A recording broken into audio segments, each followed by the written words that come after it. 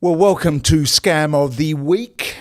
There's some seriously big news around at the moment. There's a boat race, the Sydney to Hobart. The Boxing Day test, Constus, how good was Constus? The media has not missed a beat. Missing the news.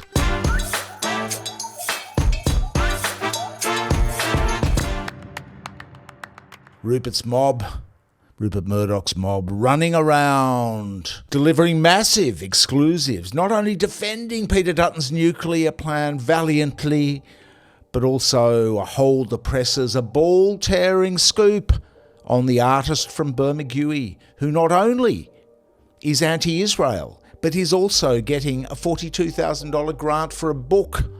This guy, can you believe it? He's also a critic of Australia Day. We'll splash on that enormous exclusive. The taxpayer-subsidised news corporation, which is owned by the Australian-subsidised foreign billionaire Rupert Murdoch, would be shattered if it got anything less than a grant for $1 million, or many millions of dollars, from us via our elected representatives. Because, of course, News Corporation demands the full suite of subsidies from the Media Bargaining Code and much, much more.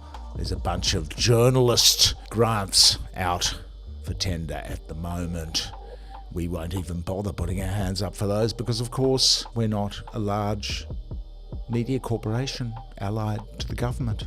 And 929 Entertainment and others are on the gravy train also, on the government-subsidised media gravy train. And didn't they cover the water sports and the Sam Constus first innings, debut innings so brilliantly? But also in the SMH, the Sydney private schoolboy suing Newington under 19th century trust laws for the horror, the absolute shame of admitting girls to their school, Newington. It's an outrage! Beside travel tips and luxury property, there it was, the big legal case against Newington. Well, the market looks like it might be going up instead of down. Down instead of up, rather. But just a little bit. That's the property market, the big story, of course. They lamented the stalling and the rise, the inexorable rise of the property market. Everything will be okay as long as we in the mainstream don't talk about negative gearing, CGT relief, the Airbnb scam, the deluge of foreign buyers in Australian residential property, the secrecy scams. No, just the beautifully appointed, renovated kitchen in the Bellevue Hill mansion. What a resplendent scam it is, the media. Meanwhile, in the world of unsubsidised small media, small business, that's us, we've got some stories about Australians fighting for foreign armies, government secrecy around that, foreign armies involved in war crimes, don't mention the war. The looming secrecy also, another story, another real journalism story about Peter Dutton's nuclear boondoggle. We've got Pasco on that. We've got the biggest waste of money since AUKUS coming up, an exclusive about the scandals at BHP. Stay tuned for that. We've got ourselves a whistleblower, a BHP executive. Now, why did this whistleblower not go? Why did this whistleblower from the big Australian not go to the mainstream media? Probably he would have been buried between the travel tips and the luxury property yarns, ensconced behind the 9 paywall, or the Australian.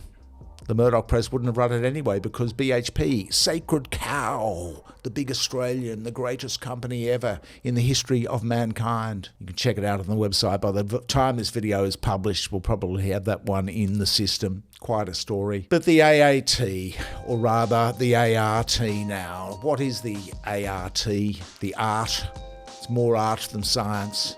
It's a scam. The ART, the Australian Review Tribunal, is the new Australian Administrative Appeals Tribunal. Would you like to complain about anything? If you'd like to complain about the bureaucracy or about a government decision, that's where you go. You used to go to the AAT and now you go to the ART.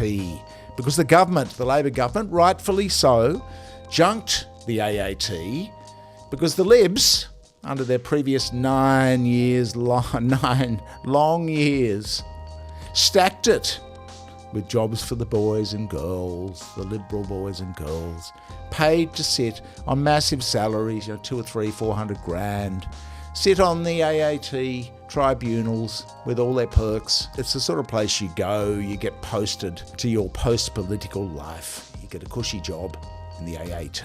Well, now it's the ART. If you can't get an ambassador gig, or you weren't grimy enough or commercial enough to become a lobbyist, you get your gig on the AAT, now the ART. Anyway, what's the scam with this? Well, the scam is that Rex Patrick, our intrepid transparency warrior, appealed to the ART about secrecy over the Snowy Hydro 2 debacle, where costs have blown out from 2 billion to 12 billion. No wonder they're trying to cover it up and rising.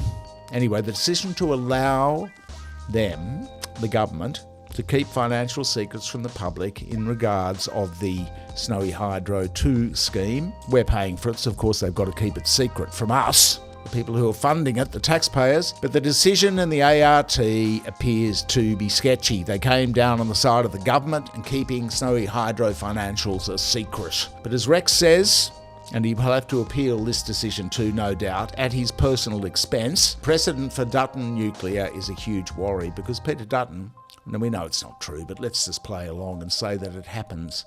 The ART decision means that Peter, it's laid out the template for Peter and company to do it, to keep it secret, to pull off the secrecy scam, because of the precedent set in this Rex Patrick decision in the ART. But Rex has been very helpful to Peter because he's laid out what Peter needs to do to keep it a secret and make it all kosher with the ART. Firstly, you legislate to set up Nuclear Power Limited. You make a company. Go to ASIC and pay you thousands of dollars. By way of statute, set up this company. The Nuclear Power Limited Act.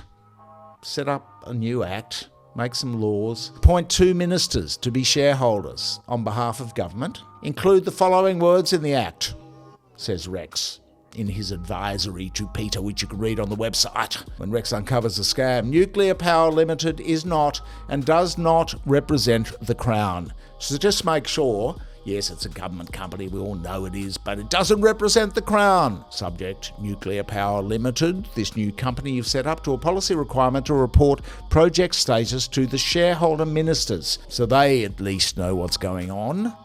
And they can keep the secret. That's the transparency. Transparency for 2 people, government ministers, but not the rest of us, not us, not we, the hoi polloi. Then you enter into an agreement between Nuclear Power Limited and the government that states each party agrees to keep the confidential information confidential and not to disclose it to anyone without the consent of the other party, provided that this information is marked as confidential. The actual confidentiality of the information does not matter one iota. The key is that the pages themselves are marked confidential. Presto!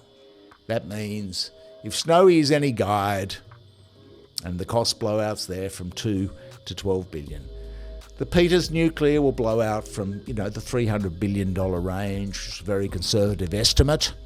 No wonder they call them conservatives, to the $2 trillion range. And we're on the hook for that because there are no private investors that want to get involved in nuclear. But as we've discussed here many times, it's not real anyway. And we'll get to that in a moment, because Matty Canavan, one of our favourite politicians, has blown the whistle. Inadvertently, it wasn't meant to come out. But meanwhile, in the government-subsidised media, amid the property stories and the travel tips, Friendlyjordies, the YouTube comedian, the YouTube star, had a leaked video from Gina's Christmas party, Gina Rinehart's Christmas party. Drill Baby Drill was the moniker, Drill Baby Drill. Not a lot to see here in new stuff, but a lot of good salacious stuff from Geordies, which ensured that Gina's party video went from 494 private fossil fuel executive views, 494, to Geordies' 1.2 million person audience, and has achieved, last time we looked, 296,000 views, almost 300,000 views among Jordan's YouTube subscriber base. Oh, the video's quite fun. There's a bloke, there's a luncheon on in Perth, and there's a bloke holding forth with his Keep Mining great cap on. There's a couple of South Africans, of course, there. They're so Aussie, those South Africans, when it comes to mining. A couple of South African mining types. There's Gina crying, drill baby drill, and what... actually saying what a great guy, and no truer words were ever spake. What a great guy Kevin Gallagher, the chief executive of Santos, is. His magnificent contribution to Australian society. Pauline was there, was super cringy, super cringy, and Peter Dutton video linked in on Zoom. There was a lot of when the wind don't blow and the sun don't shine, literally those words from Gina and her coterie. There was a lot of whining. There was much whining about how Labor just don't give them enough money and really want to murder the whole fossil fuel caper. Oh, those evil Labor people wanting to end mining. No talk about Tanya Plibersek, though, the Environment Minister, who, for the good of the environment, just approved 4 new coal projects in the media midnight of the Christmas season, just before Christmas. The Bring Out Your Dead video we've just done elucidates that. The government approving Dan Duggan's extradition to the US too, on flimsy espionage charges. An Australian citizen plonked in Supermax jail for 2 years without charges. A scam on the law, the very principles of the Westminster legal system upon which this country is ruled. What a scam. What kowtowing to what is soon going to be the Donald Trump regime. The scam of the week should go to Matty Canavan. Matt Canavan, the National Party senator, former minister, for telling the truth. Yes, he has told the truth. In a leaked video, Matt, this time not with his blackface on, with the coal dust sprinkled across his beautiful visage. There he was, exposing the darkest secrets. To quote Matt on the video, nuclear is not going to cut it. We're not serious. There you go. Matt's told the truth. We're not serious about nuclear. It's a scam. Well, we said that all along. I don't want to crow, loath to crow.